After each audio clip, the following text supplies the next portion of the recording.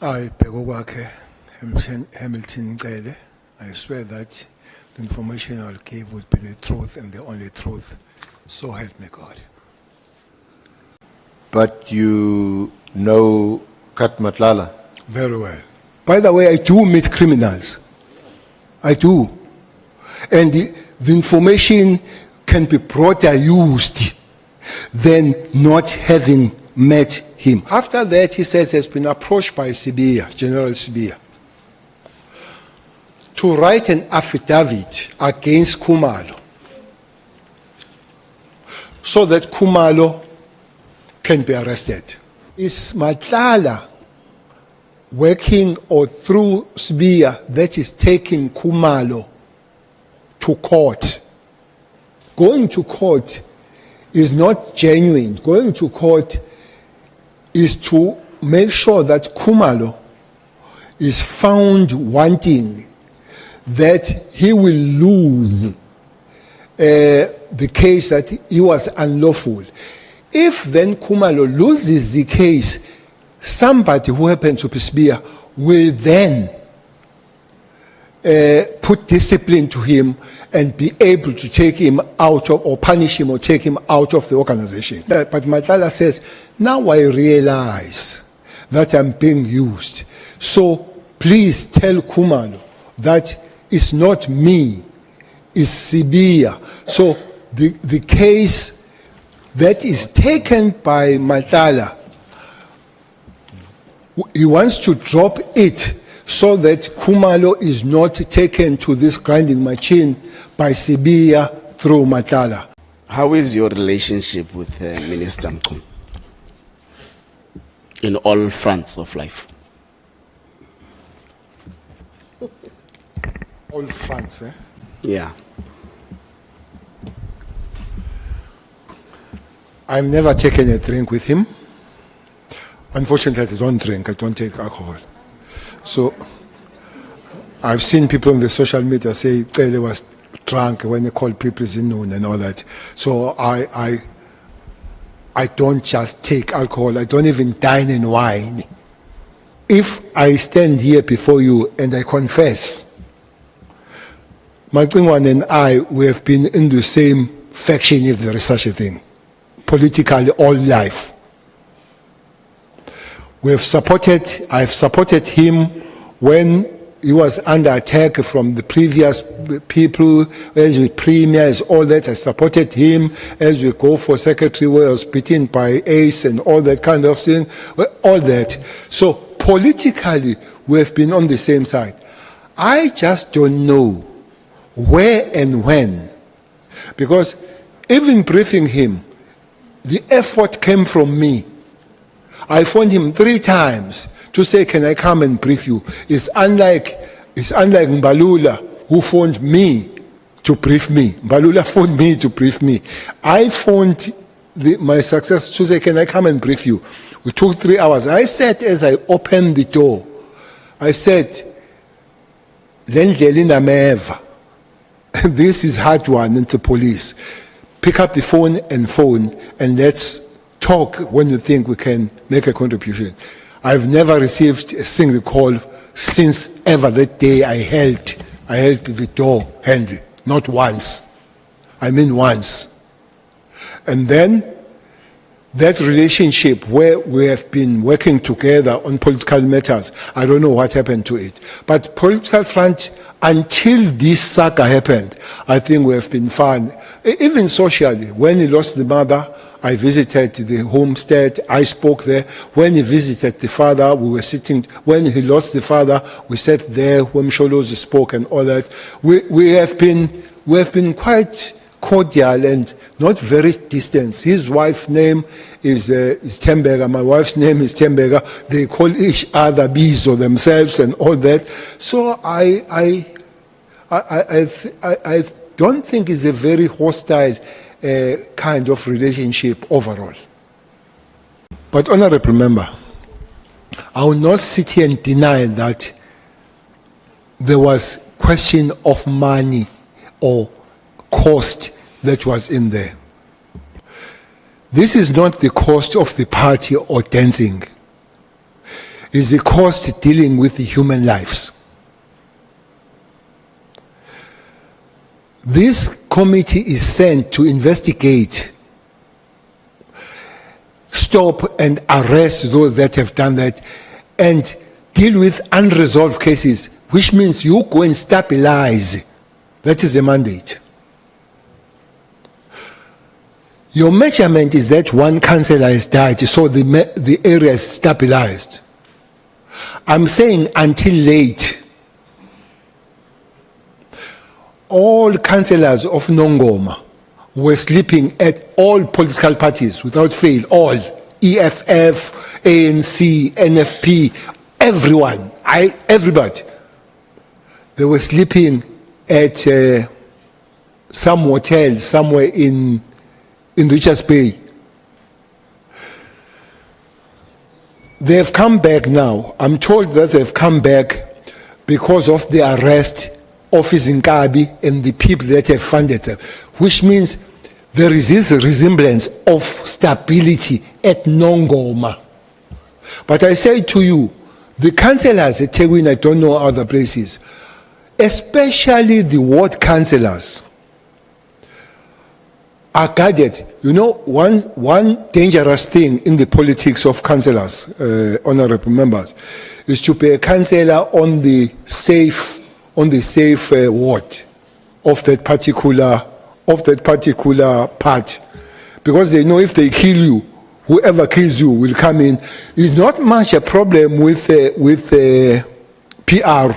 The problem is with ward councillors. I'm saying big. The number I don't know, but not less than 50. So you are not going to call me that is stability. You must go and remove those conditions that make those councillors to be guarded. And then you talk about stability. Because that's the second. The third one, we're going for elections. The history does tell us that local government election, there is a flare-up. Always a flare-up. You can see the statistics. You can go and look at the statistics. There's a flare-up. Then it cannot be going towards that and you say you remove.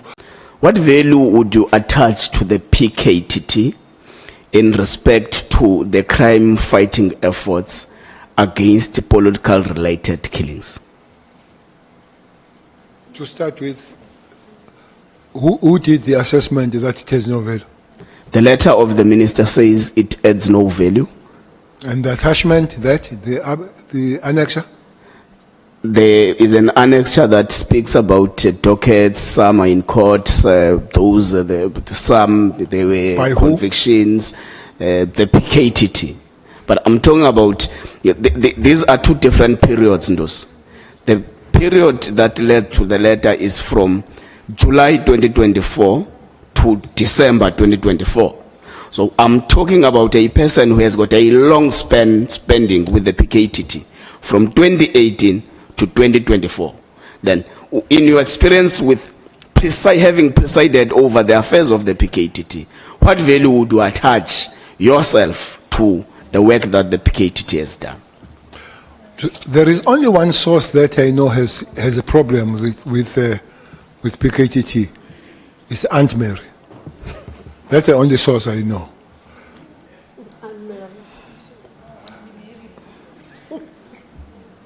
But if you ask me about... So when you say Anne Mary, you refer to Professor Mary Tihas? Mary Tihas. Okay. When it comes to the PKTT, I don't have figures, honorable member, of the people that have been arrested. With the high-profile cases that we have lived with without being resolved. There is another myth to say they are pursuing cases that are not political. You see the World Office in Nkabi, hitmen, they go across the board. They don't only hit politicians alone. They are hired to kill on the taxi world. So if the PKTT finds a person that kills a politician at Nongoma, called Taminyembe as a councillor, and they realize that this Ntuli has killed other tax people and they are 6, they will pursue that. They are not going to say stop, don't check now, because the next people they've shot is not a politician. They'll pursue, which helps that we are eating on the world of Izingabi coming from this angle of political violence. So without really going detailed and giving you statistics, those are there. Maybe we will invite the people to give you statistics. For me, it was one of the biggest good decision that this team was formed. They did not let anybody down. They did the good job. And I believe that even they're taken to other places now, it comes out of their job. And that this thing that I heard somebody in Mafeking coming at these Zulus, what are they doing, these Zulus here? Let me tell you one thing. South African police jurisdiction, because it looks like there is an issue with this going to Gauteng. South African police service jurisdiction is South Africa. It's not province. Jurisdiction is South Africa. The minister only signs when they leave the country. But when they move to the next province, that's the jurisdiction of the South African Police Service. If they do it in Gauteng, they're at home. If they do it in Galashiwa, they're at home. So for me, they cannot be accused for things that are not breaking the law. PKTT, nothing wrong if assessed, but I haven't seen any assessment. And people that have assessed and they said that is needed, they must go back and assess and give the report back to somebody who says, you go and fix it. Otherwise, for me, it's done the good job, and I guess their job is not done. When did you gain access to his penthouse? And towards the end of January. So you have known him for less than a month, or a month? A month, yes. Did it not concern you that someone, a stranger, offers you to live at his place freely? There is no relationship, there is no association, there is completely nothing. You only met once or twice, then there is this hospitality towards you, given these problems that he has presented before you, given your experience in the police service. Was there no concern that what might be at stakes here, that I'm given this hospitality by a stranger? Was a person you have known for a month. It's probably a stranger where you don't know much about that person. So did it not raise some discomfort and some concerns that you are really offered this hospitality by a stranger? No, I took it.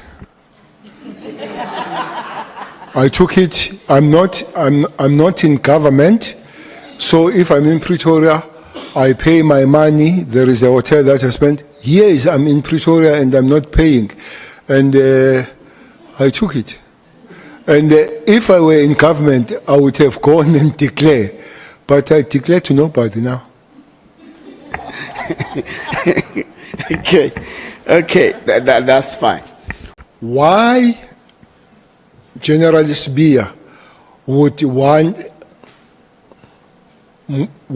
Khumalo out of the circulation?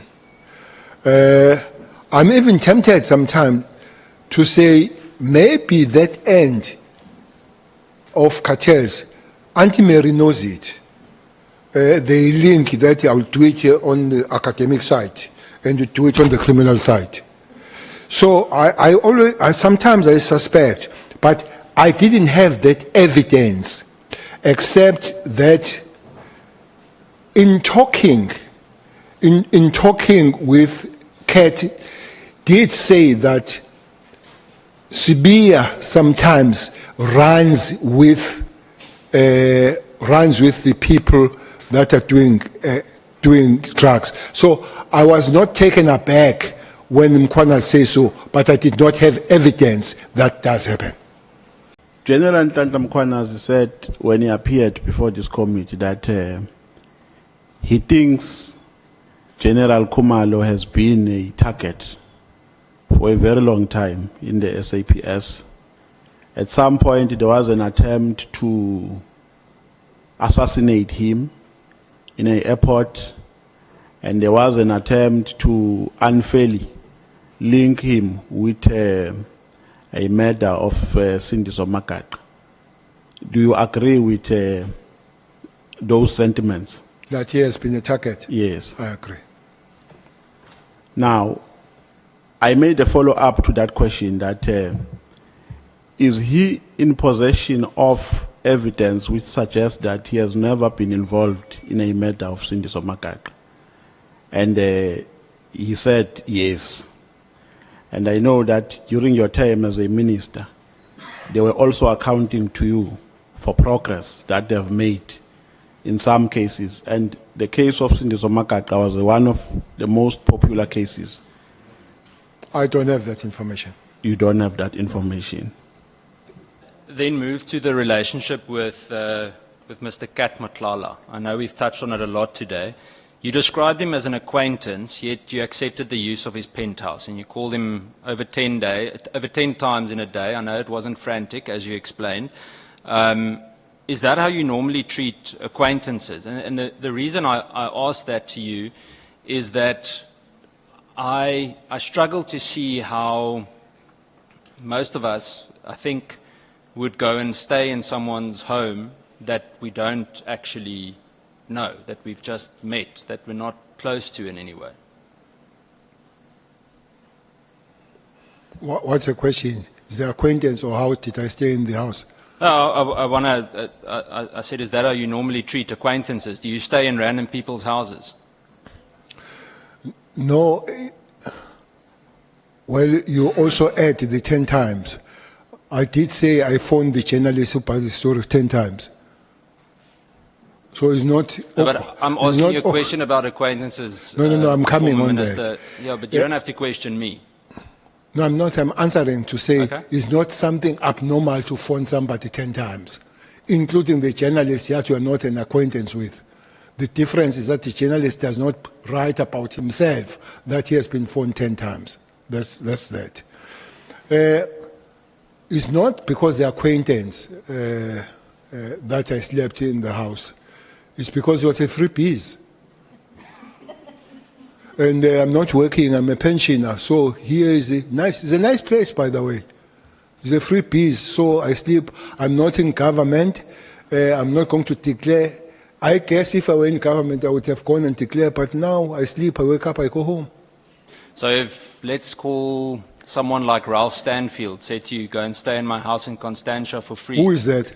You know exactly who it is. Stanfield? Yeah. I don't know him. You know him. You spoke about him in the media several No. times. I've heard of him, I don't know him.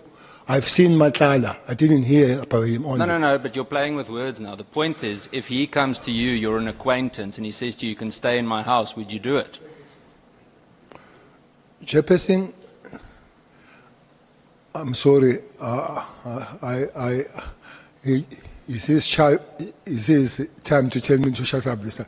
So I'm not playing with words, I'm giving an answer. I'm giving an answer. I'm not playing with words. So maybe playing with words, I'm talking the wrong English, and I don't hope to move to Zulu so that I speak straight.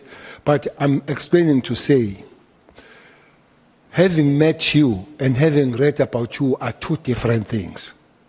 I've met Matlala. I've read about this guy's stain and all that. So I don't know him as I would know a person. Even once, it does make a difference. That's why I know you, even then and also. I'm not playing with the words. I'm really trying to explain. If you feel I'm playing with the word, with words, I hope I'll speak better so that what I'm saying is clear, Honourable Member. Me too. I don't mean disrespect with the playing of words. You must understand it's Thursday, so my English is finished by now. By tomorrow, I'll be almost 100% Afrikaans. So I think both of us will need to hang in there. Let me make it clearer. if you knew Ralph Stanfield, so if you knew him on the same basis that you knew Kat Matlala, would you go and stay in his house if he said you can live in my house or stay in my house for free when you come to Cape Town? It will depend on circumstances, how I know him, and where and what I'm doing at the time.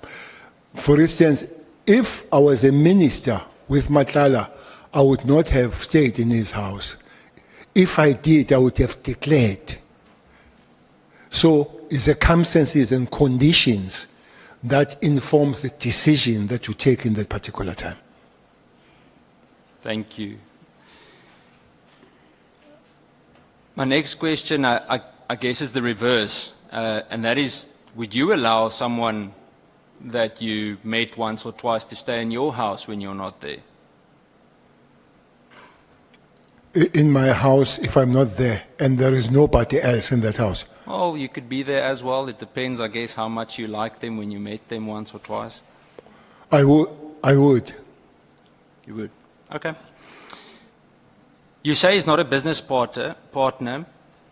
So I want to understand, and I know it was said earlier, but that's where the language barrier came in. I didn't understand everything that Honorable Shongwe asked, so I might be repeating something.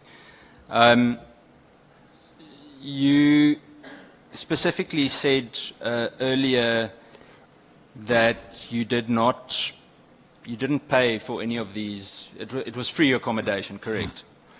Have you ever had any other business dealings or any kind of financial interest with Mr. Matlala? Zero, nothing. Zero, okay. You claim that you didn't know about the criminal allegations or any of the tender controversies regarding Mr. Matlala. But I want to ask you, as being the former police minister, is there no kind of due diligence? The reason I ask this as well, it links to what I asked General Sibiya last week, is that surely before you meet with someone, whether you're in office or not, that experience that you built up over the years with contact in the criminal justice system, surely you do some kind of due diligence. That is what you call political interference. If, as a minister, I want to know intelligence matters are not for ministers, are for operatives. Because intelligence run programs. They might be running a program about you as a minister. So we have no business. It's a clear operational matter. Unless they come to you and it's got some political issues that you need to communicate as a minister. But that's why they don't need, intelligence people, they don't report mostly to ministers. They report it to National Commissioner. One other person that they can report to is a president than the minister. Mr. Honorable Member Cameron, that's a dangerous world. A dangerous world. Which one? The taxi industry. It's a dangerous world. Too many people you know we have lost there. People die there. As I was saying, you sit here, I talk with you like this, and the next day you are gone. Whenever you get involved on it, you must have a little bit of a prayer. Because yourself, you don't know what next will happen. You, again, going back to General Mkhwanazi, well, he spoke about the Katomena team. For some reasons, I love police. And I don't know how I fall in love with them. Because I was one person that was messed up by the police. I was messed up, big time. One person that I didn't like in life, big time, is General Poison. I didn't like that man. When he came to investigate the matter, massacre of Shoba Shoban, I chased him away. And then they sent Pushy Engelberg. I don't know if you know Pushy Engelberg. I chased him away. until the minister, then Mafumati, spoke to me that, you know what, you go investigate this thing yourself. Because I was chasing everybody away as this person, as an activist. I must be careful again with the word activist. It gave some trouble here. So, as an activist, I had a problem until Bush was allowed. I don't think there is a police officer like Bush Engelberg today. The job he did. But slowly but surely, human beings are dynamic things. You get to know one another and all. One person that were close and friends today is poison. It's poison. We're fine, we're good and all that. One other thing that put us together was to work on the taxi industry. Because that unit of his, even today, taxi industry people themselves, they still complain. Why don't, they are called Kito. Kito is the Zulu word coming from Kato crest. They ask, why don't you bring them back and fix the thing? So, the one major thing happened, there was the killing of Colonel Kongco. One good human being and good police was shot and killed by the taxi industry. I was mad. Poison was mad. Poison did not arrest anybody. Anybody that did things to Kongco was permanently arrested. So they put so much effort. At one time, the cash heist was zero in KZN. Zero. I mean zero, because of that unit. Whoever killed that unit is guilty of increasing the crime in South Africa and in that province. That's how I forever look at it. And the reason why Mkhwanazi and Mthethwa, they took that path of killing that thing, I don't know. But what I knew is that Mthethwa was may his soul rest in peace. Mthethwa was on this thing of reversing things that have been done and working. It was not only him reversing things, it was with his president. He's the president of one organization today. But he was with his president to reverse things. You know, we built a solid police. As your chair, you go and check your crime stats, Honorable. I'm sure you have checked your crime stats. Yeah. Look at 2009, look at 2010, look at 2011. From 2012, what was a Concord? It shot up. Was a Concord up to this point. You know why they were Concord sometimes? Because all structures were dismantled. The management that was found there was dismantled. Could not be Mkhwanazi on this one. But RIA gave the man the bells. Give the man the bells for the destruction she caused in the South African police. Give the man the bells. I want to understand, and just briefly, what was that destruction? You've touched on it a little bit, and I didn't even write this down, but in your opinion, what was that destruction that Ria Piecha caused? Destruction? Yeah. First thing, everybody that I worked with dispersed him. It took Masimula to Limpopo as a deputy. It took him Mkhwanazi, highly decorated, because people, they think I can change. It's a fact that Mkhwanazi is highly decorated. Took him Mkhwanazi and told him to guard the buildings. Mkhwanazi was guarding the buildings, property, the offices. This, you know, there is a competition of the special forces that usually takes place at a place called Dubai. At one time when Mkhwanazi was there, it took place in France. The Special Task Force of South Africa was number 4 in the world. We were number 4. Under Ria Pierre, we were number 40. She added 0.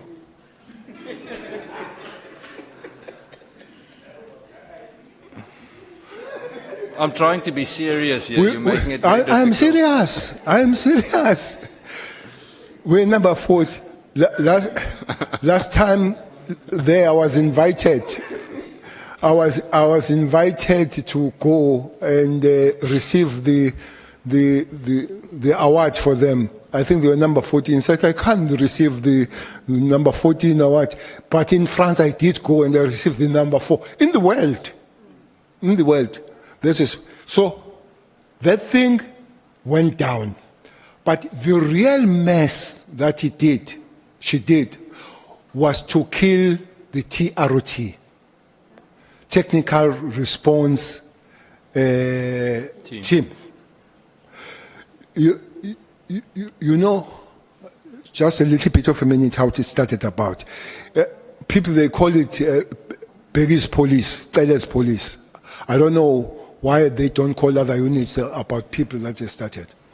When I joined the police, honorable member, in Pretoria, the third day, there was a cash heist in the city of Swane. As I came there, 2 police were shot and killed from local station. And I found Mercedes-Benz C-Class, I don't know if it is an advert, C-Class and GTI, and those were getaway cars for the criminals. Police came in a Corona, 1.3. I said, even if they find these guys on the scene and chase them, what is this C-Class 28? And then I said, from now on, 2 things we're going to do. We're going to buy police cars. The GTI, the police, and BMWs came that time. That's when we bought GTI in the police. That's why every police drives GTI today. And Focus and all that. But the other problem that you had, these elite units, 2 of them, that's your Special Force and NIU, were geographically placed. They were only in Gauteng, KZN, Eastern Cape, and Western Cape. So other provinces didn't have them.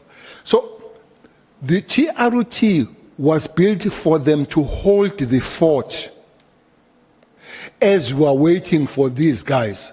But TROT did not hold the fort. They did the job. TROT moored the Kesha's guys. They moored them goed. Now, that was the first one. The second one of their job, that time we had cluster. I know you have had interest in the police.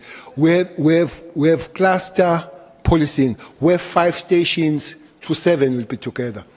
We said every station will have about 10 members of the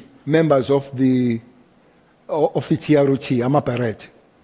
So if there is an incident there, they will converge and respond. But if not, they will patrol their precincts. That's why crime like pickpocketing, crime like housebreaking, because those guys, they saturated and took over policing every street, every township.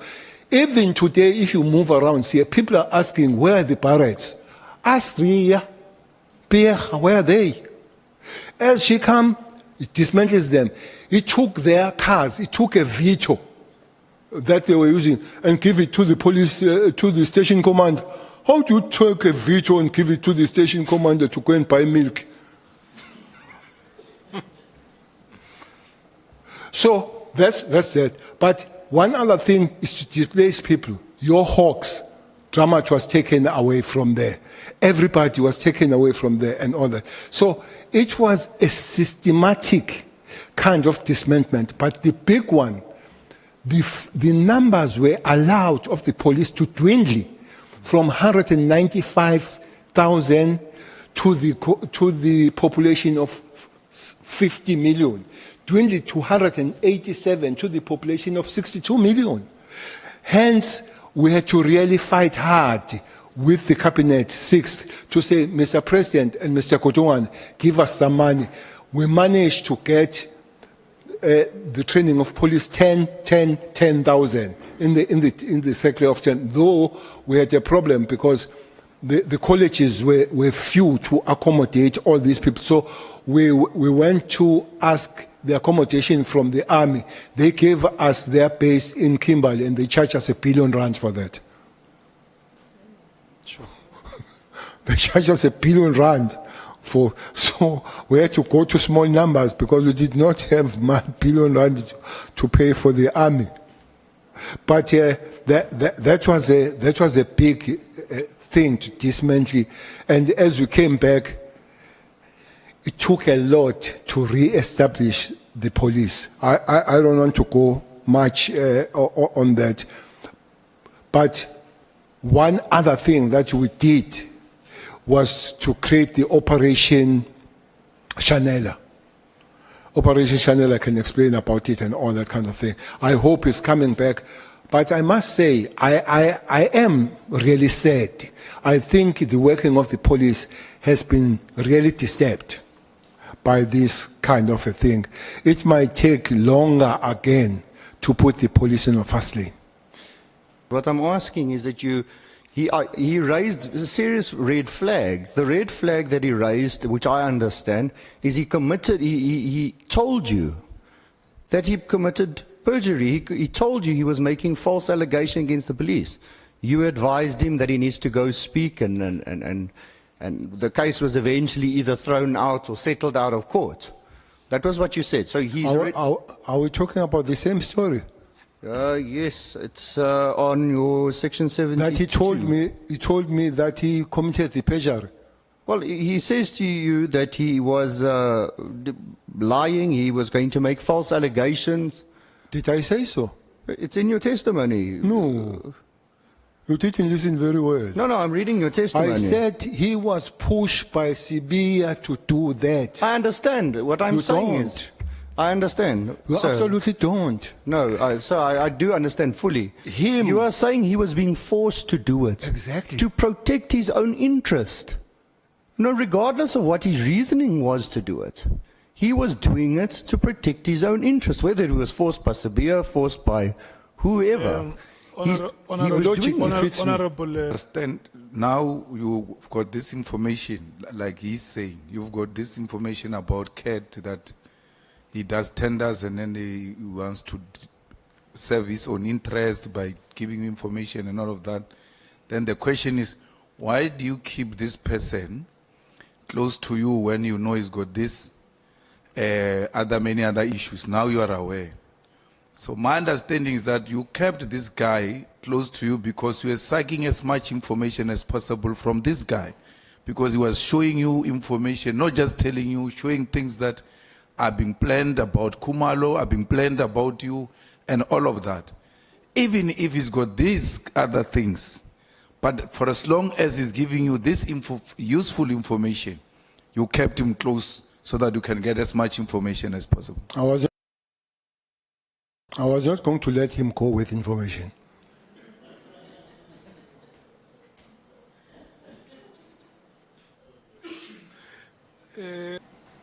The minister did what he did to disband the PKTT because he was actually protecting or preventing the PKTT to continue with what they had started on Mr. Matlala. What is your take on that, Ndos? It's complicated. Having said my take in Bangazita is what you did not mention. The report to Matlala from Mkhwanazi to say, look, enjoy the new year. That thing that has been troubling you has been removed. For me, that's a big one. To say, hooray, Happy New Year. That thing has been removed. And I wonder by that time, even Masimula did know. By what was the date of Mkhwanazi giving the message to Matlala to say 1st January? In fact, it was on the 2nd of January. Second, is really Happy New Year. My take on all what the story have said is there. That is a really Happy New Year. You go, eat and dance. Your troubles are gone. What are your troubles? Is a PKTT and this other GC, whatever it is, because I don't know it. For me, that report tells the story that this letter was expected, was high expectation for some people to report somewhere. That is into saying, Gondil. Say, go right. So that is my take on your statement, is a report thereafter that was made to Matlala by this almighty Mkhwanazi. Help us understand what was so important on the 9th of May, where records reflect that you tried to contact Mr. Matlala close to 10 times, from 8 o'clock in the morning until I think past 11 in the evening. I think it was quite serious. Records reflect, and in the media we've seen that almost every hour you tried to reach out to him. What was this all about? It's because he was going to be in Durban and we were going to meet. So finally, I'm told that he lost the phone on that particular day. That's why he could not answer. But what was your reason for calling him every hour on the 9th of May? I was checking him if he has arrived in Durban. You were checking if he's around Durban. Because we're going to arrive and we're going to have a meeting. Were you going to discuss anything specific on that day? Yes. What were you going to He discuss was with going him? to brief me about the latest discussion on the matters of the project and what was said about me. Further discussing from this the screenshot that was said and about my own arrest. You mentioned earlier on that it is okay for you to meet with him. You don't have to declare. You don't have to, ask for permission from anyone. I want to ask you, do you not find it worrying to meet with someone that has over 80 cases? You serve on the NEC. You are leader of this country. I still see you as a leader. And you said to us earlier on that you take information from him pertaining to SAPS. Is that not supposed to be directed to a certain unit within SAPS to gather information? Chair, just before she moves to the next question. Minister, actually there is a story that IDEC has been investigating your calls to Matlala, and between March, and I can't remember which month, between March and July, you called him more than 250 times. Sure.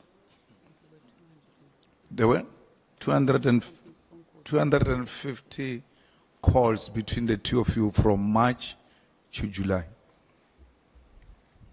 Is that correct? No, I would not agree with that. Thanks, Chair. But it's also the story that we have exchanged the messages 100 times. Yeah. And zero. They said, I've called many times, but we have exchanged messages 100 times. I don't exchange messages.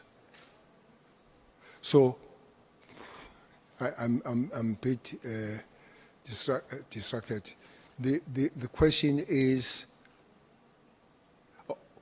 Honorable Member,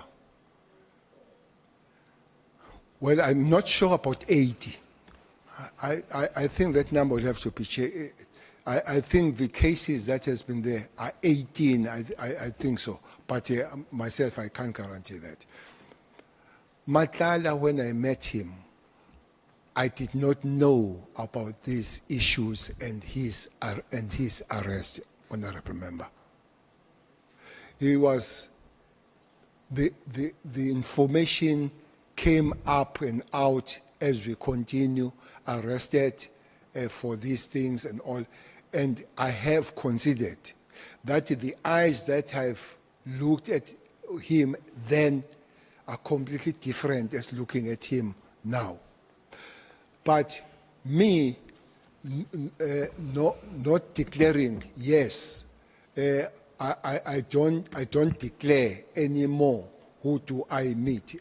And I guess I would have declared to sleeping in his house because it's a free piece that the ethics says we must declare those things. Would you do the same things now that you know? No, I'll be more circumspect. Is that the word? I'll be more circumspect that I have that information now. Do you know, if this committee were to request to obtain cell phone records from your network, your service provider, would you be prepared to grant such consent For and what? support the gathering of this information? For what? So that we can determine actually, if you have absolutely nothing to hide, would you be okay with that, granting? Have to be serious conditions of defining the information you want. You can't go to my phone and get any kind of information. If you determine, and there is a methodology to say, this is information we want, 205 for this information, not everything in my phone, that can't happen. But if you say want information about Cat Matlala and all that, I'm fine, or any other. But it can't be blanket coming to my phone and getting anything in my phone. So it's a no. Yes, I'm simply saying, if you describe what information you want, including want information about Cat, that I'm fine. But you can't get my phone to get any other information that is in my phone that has got nothing to do with the ad hoc that is here. It can't be blanket. But you want this one about Matlala, get your 205 and carry it, I'm fine. But that you want to go through the photos and everything that is there, Your it few can't ones. happen.